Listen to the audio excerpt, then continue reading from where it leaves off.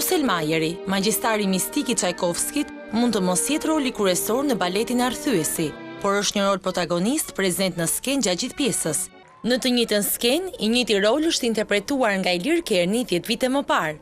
Ndaj në sfidën për të qenë në të njëjtin nivel, Julin Dervishit i është dashur shumë mund, pasi të sjellësh një rol të tillë për një 27 vjeçar duket të jetë përgjegjësi e madhe. Nuk është konceptuar vetëm si rol, por është konceptuar edhe që të ishte i pranishëm në çdo skenë. Jam munduar të paktën që të afrohem sa më shumë personazhit, atë që ka bërë profesori. Kam punu përveç se në sallë, kam punu dhe duke pa profesorin në video gjatë gjithë kohës si ai interpretonte në skenë. Dervishia ka dalë të përmbush pritshmëritë e drejtuesit të institucionit, njëherë është edhe koreografi i pjesës, pasi ka mundur të sjellë një figurë të re artistike, një karakter të ri skenik të përmirësuar.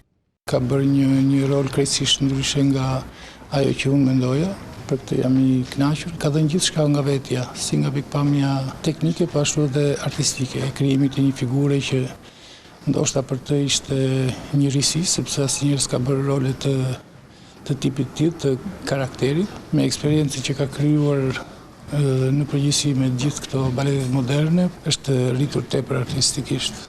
Baleti Arthyesi do të rikthehet për publiku në muajin shtator në skenën e teatrit të operës dhe baletit.